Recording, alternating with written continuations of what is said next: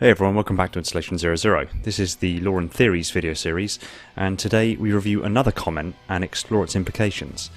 I've spoken a few times now about Geas, and in particular the Chief's Geas. In case you're not familiar with what I'm talking about, let me give you a quick crash course.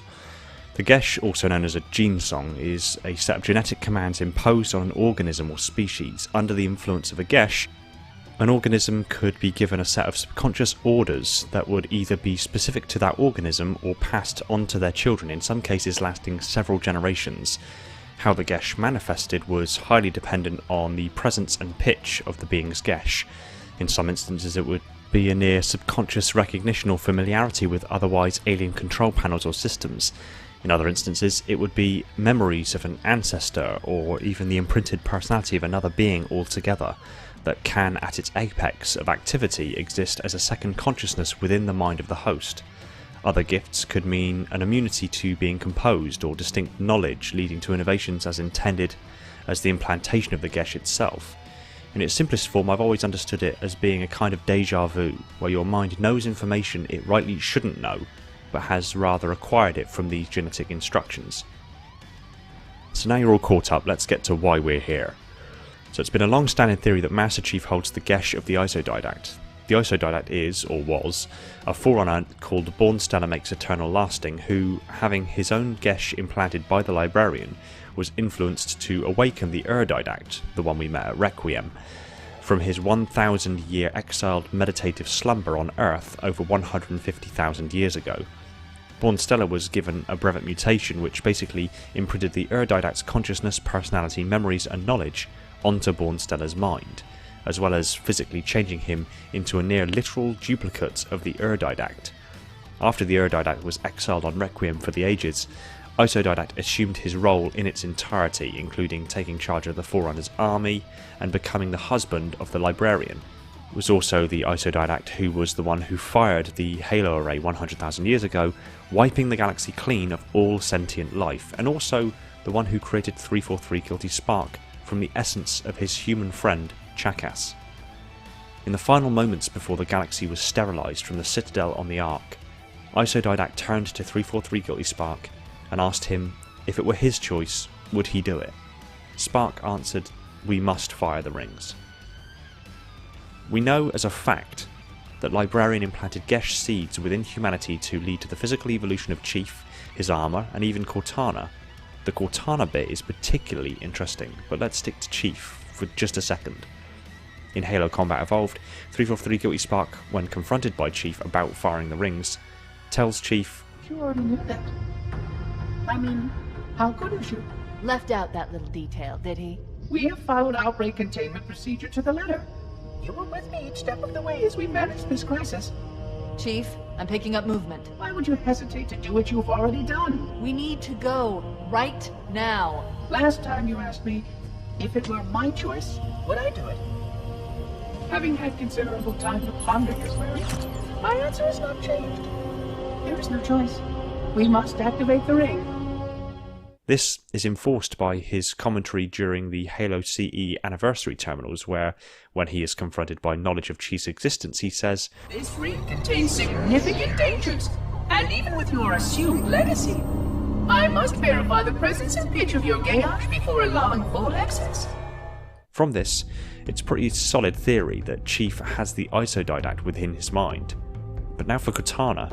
Leading from the comment that inspired this video, Mike Yost commented on my video called Geas Analysis, link is in the description, plus the original comment, and it read, "What if the Librarian imprinted her Geas onto Halsey?" My mind froze, but started racing at the same time. I had not considered that at all.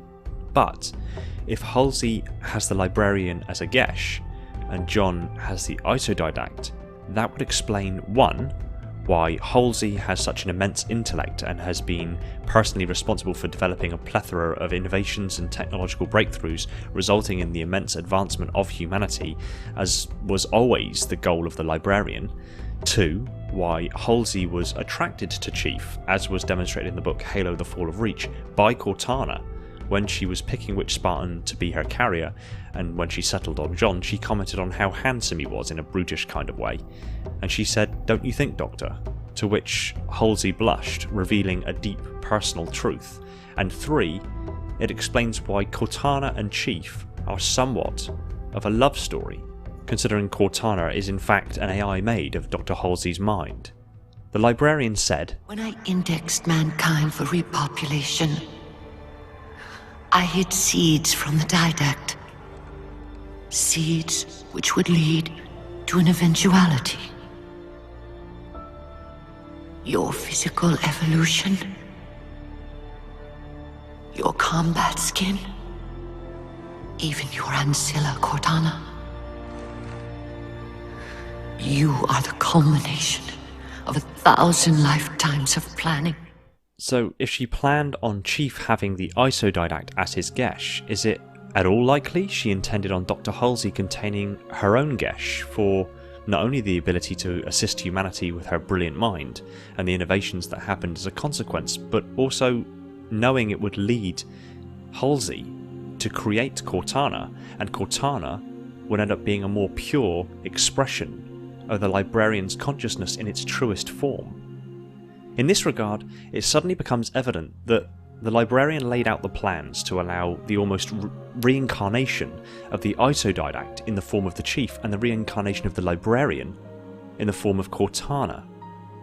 Maybe the Librarian even intended on Cortana taking the mantle of responsibility and is also still influencing things for the story that we have yet to see in Halo Infinite, including the parts in Halo 4 where she snatched Cortana from the system. Again, I spoke in a previous video most recently about discoveries made about the Halo Infinite trailer that maybe the Librarian had a part to play in that. Again, link is in the description. In the greatest scheme of things, it boils down to this.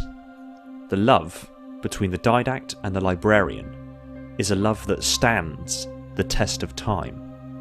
It is a love so powerful it has transcended physicality, space, time, species, and evidently even the sterilization of the entire galaxy.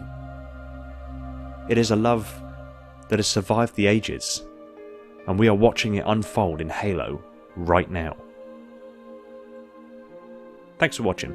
Stick your comments down below, I look forward to what you have to say.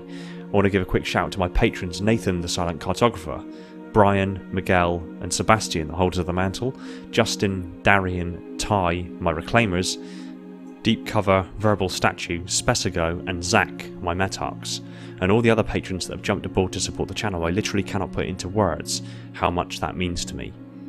If you like Halo lore discussed to insane levels of detail, hit the subscribe button and the little bell icon so you're told the second a new video hits the shelves. Remember to support us on all social media channels, and if you really love the channel, consider heading over to Patreon and supporting the channel over there. It would mean the world to me and would free up more of my time for me to put into this content and other Halo related goodness. Take it easy everyone, and find peace in the domain.